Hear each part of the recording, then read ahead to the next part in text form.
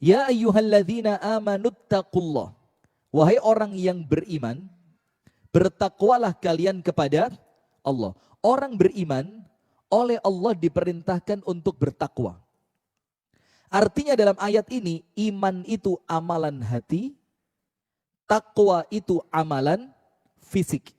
Iman amalan hati, takwa amalan fisik. Itulah banyak sekali ayat Al-Quran yang menggabungkan antara iman dan amal soleh. Alladzina amanu wa amilus salihati. Innalladzina amanu wa amilus salihati. Banyak sekali. Ini menunjukkan bahwasannya antara iman dan amal soleh tidak boleh dipisahkan. Maka orang yang imannya baik, iman yang baik itu tercermin dari amal yang baik. Maka sebaliknya, ketika orang itu imannya bermasalah, maka pasti amalan zahirnya juga bermasalah. Maka iman amal hati, takwa amal fisik. Ya ayyuhalladzina amanu taqullah haqqa tuqatih. Sebenar-benarnya takwa.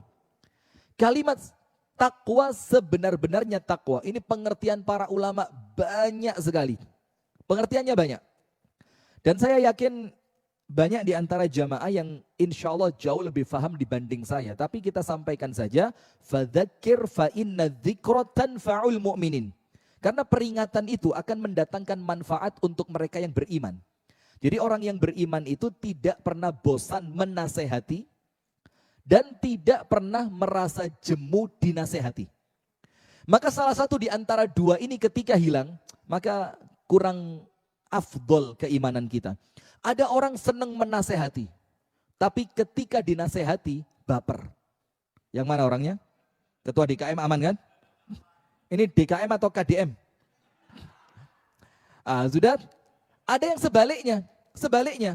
Dia hanya minta diberi masukan, tapi tidak pernah memberikan masukan kepada orang lain. Enggak. Karena kita memegang satu ayat Al-Quran, illalladzina amanu wa amilus salihati wa tawasaw. Kalimat tawasaw itu artinya apa? Saling. Jadi dari dua pihak. Terkadang kami yang menyampaikan, jamaah yang mendengarkan, dan tidak menutup kemungkinan. Di kesempatan yang lain, mungkin di tempat yang berbeda, saya yang akan mendengarkan, dan saat itu panjenengan semua yang berbicara. Tidak ada kemungkinan, tidak ada yang menutup kemungkinan. Nah, maka makna haqqa tuqati saya ambil satu aja. Dari penjelasan Abdullah ibnu Mas'ud. Penjelasan siapa? Penjelasan siapa? Besti? Abdullah bin Semut Mas'ud. Mas'ud. Abdullah ibnu Mas'ud. Ini ahli fikih di kalangan sahabat. Radhiyallahu anhu. Abdullah ibnu Mas'ud radhiyallahu anhu mengatakan, takwa kepada Allah dengan takwa sebenar-benarnya takwa, itu mencakup 3 perkara. Jazakillah khair. Masya Allah Ustazah. Nah, jazakallah khair. Mencakup berapa? 3 perkara. Nomor 1, an yuta'a fala yu'sa. Kita ini terus ikhtiar senantiasa di dalam ketaatan kepada Allah dan jangan sampai maksiat. Itu makna takwa kepada Allah sebenar-benarnya takwa. Nomor 1, ikhtiar. Di setiap perpindahan aktivitas, di setiap perpindahan tempat, di setiap pergantian waktu, kita tidak berpindah kecuali dari ketaatan menuju ketaatan yang berikutnya. Dan itulah menurut Imam Nawawi yang namanya istiqomah. Jadi Imam Nawawi dalam kitabnya Riyadhus Shalihin mengartikan istiqomah itu tidak sekedar sholat duha tidak pernah putus. Betul itu istiqomah, tapi bukan cuma itu. Puasa Senin Kamis dia lakukan mulai usia 17 sampai wafat. Atau istiqomah dengan senantiasa membaca Al-Quran di setiap harinya 1 juz. Sampai dia wafat. Itu istiqomah. Tapi menurut Al-Imam An-Nawawi, istiqomah yang lebih tepat, itu adalah apa? Tidak ada pergantian aktivitas, waktu dan tempat, kecuali pergantian itu dari kebaikan menuju kebaikan. Dari ketaatan menuju ketaatan. Kalau istiqomahnya seperti ini, insya Allah kita semua wafatnya husnul khatimah. Karena kita tidak pernah melangkahkan kaki ke tempat yang buruk. Karena kita mau pindah dari tempat baik ke tempat baik yang lainnya. Kita mau berpindah dari satu aktivitas positif menuju aktivitas positif yang lainnya.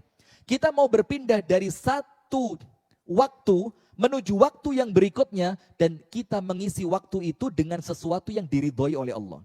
Itu nomor satu, kata Abdullah bin Mas'ud, senantiasa ikhtiar taat, jangan sampai maksiat.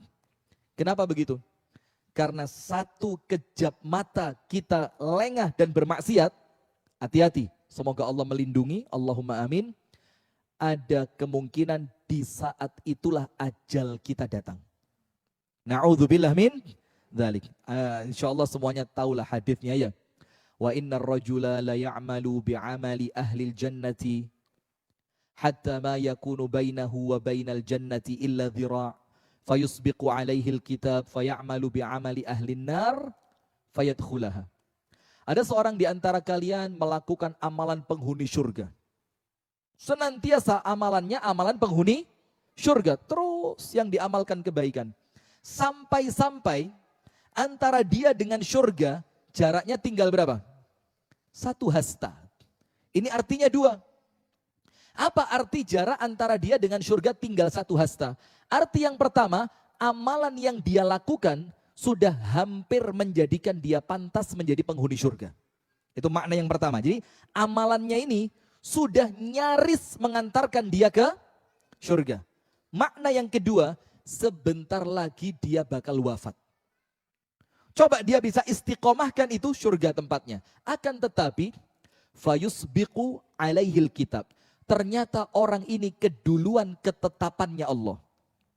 Fayamalu bi'amali ahlin nar. Akhirnya dia melakukan amalan penghuni neraka. Ternyata apa? Itulah akhir dari amalannya di kehidupan dunia. Fayadkhulaha. Akhirnya orang itu menjadi penghuni neraka. Maka ini hadis bukan untuk kemudian rungon-rungon kuping. Ngerti bahasa Inggris ya? Ini kan bahasa Inggris. Rungon-rungon kuping. Ngerti? Apa? Bukan cuma untuk enak-enakan dengar, telinga. Atau enak-enakan ketika diucapkan, oh ceramahnya keren, penjelasannya mantap. Bukan itu, kita kepingin ilmu itu menggerakkan. Kita udah capek, ilmu mendengar sering sudah. Ilmu yang kita catat, buku kita sudah penuh. Sekarang waktunya meningkat, bagaimana ilmu yang didengar, bagaimana ilmu yang tercatat, itu mulai merubah hidup kita. Mulai diatur hidupnya dengan ilmu. Nah maka, hati-hati. Kenapa kita tidak boleh maksiat sedikit pun sesuai ikhtiar manusiawi tentunya. Karena namanya manusia kan, ya mesti ada apanya. Ada sedikit ya ukiran-ukirannya lah ya. Kelihatan, oh mantap. Nah itu kan, maka segera ditarik. Istighfar lagi, tobat lagi, fokus lagi.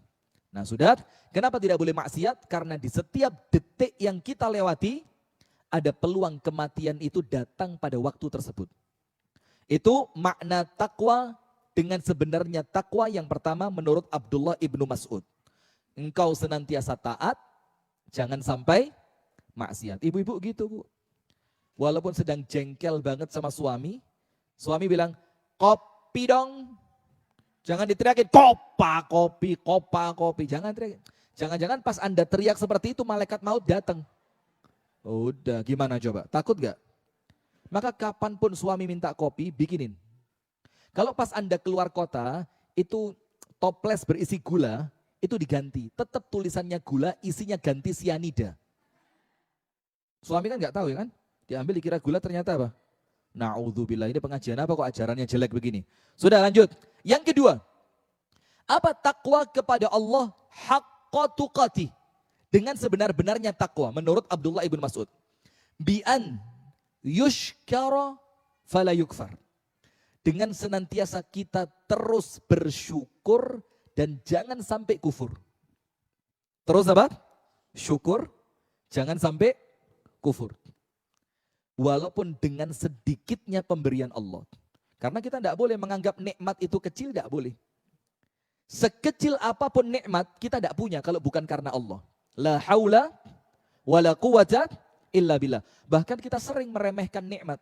Saya hari Selasa yang lalu ceramah di Jannah Syauqiyah, ada majelis taklim di daerah Pare sana.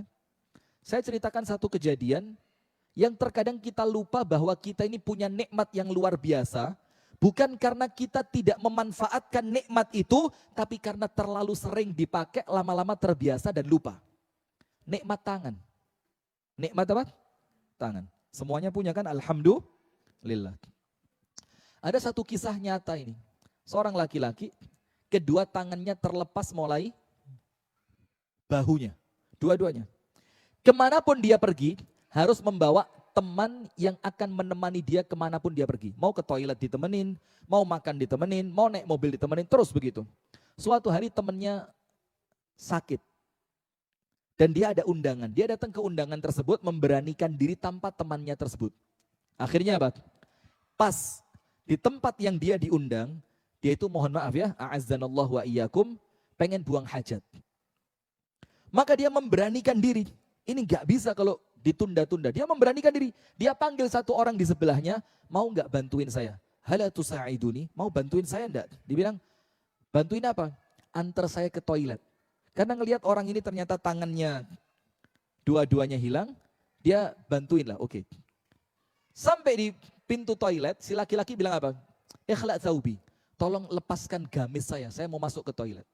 Kan mesti pakai celana 3/4 kan, dalemannya gamis itu kan. Gak tahu kalau Anda pakai sarung ada isinya gak? Jangan-jangan langsung isi sini. Ada di Jawa Timur itu namanya Gus Ab, ketua MWCNU Kota Kediri. Dia bilang apa? Kenapa pakai sarung? Praktis, ISIS, gelis, demokratis. Nomor satu apa? Praktis. Jadi udah. Gelis itu cepat. Kemudian ISIS apa? Kalau ada angin langsung terasa dia, asik gitu. Yang keempat, demokratis. Jadi orang kalau pakai sarung, kemanapun diterima. Mau ke tempatnya teman-teman Muhammadiyah diterima, mau ke tempatnya teman NU diterima, mau ke tempatnya teman Salafi diterima, mau ke teman-teman Jamaah Tabligh diterima. Karena demokratis. Nah maka lanjutkan Pak, istiqomah kan Pak.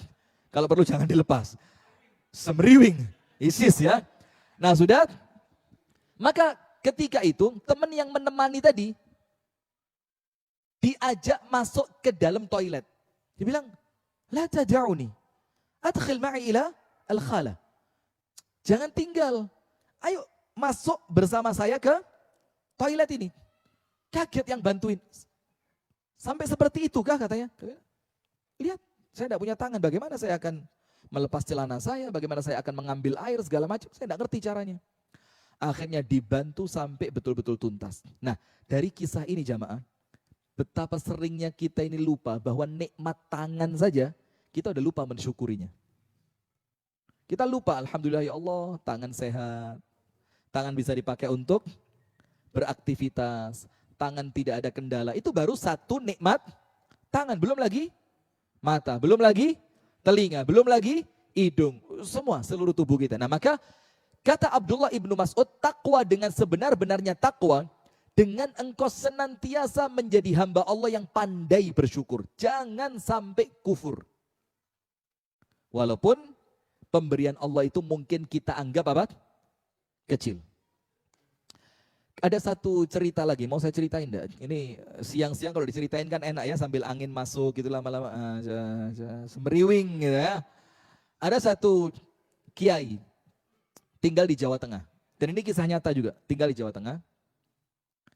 Waktu itu dari rumah beliau ada undangan ke Jakarta. Nah si kiai ini oleh teman-temannya senantiasa dipanggil dengan Yai Alhamdulillah. Yai apa? Alhamdulillah. Pokoknya panggilnya, Endi Yai Alhamdulillah. Oh pun dugi, sudah datang, yuk berangkat. Kenapa dipanggil Yai Alhamdulillah? Kemanapun dia pergi, apapun keadaannya, seperti apapun situasinya, tidak pernah lepas mengucapkan Alhamdulillah. Duduk Alhamdulillah, naik mobil Alhamdulillah, turun Alhamdulillah, perutnya lapar Alhamdulillah. Dapat makan, Alhamdulillah. Dapat cerita, Pak Yai listrik di pondok habis, Alhamdulillah. Pak Yai harga beras naik, semuanya apa? Alhamdulillah. Suatu hari jalan Pak Yai sama teman-temannya ke Jakarta. Zaman itu, tidak ada tol, belum ada tol. Dan Anda kalau dari arah Jawa Tengah, Solo, Jogja dan yang lain, untuk ke Jakarta kan lewat Brebes. Tahu nggak sih? Tahu. Kok diem aja tahu? Yang semangat itu kan? Telur asin, Masya Allah Pak Joni. Udah di Brebes dan sampai sekarang ada. Anda mau masuk ke area Brebes, itu kalau Anda tidak naik tol, itu di kiri jalan dari arah Jawa Tengah ke arah Jakarta, itu ada sungai. Di mana di sungai itu sampai sekarang dipakai mandi oleh warganya. Dan Pak Yai ini lewat pas di waktu warga mandi. Pak Yai sama rombongannya pakai mobil ini kan, Masya Allah.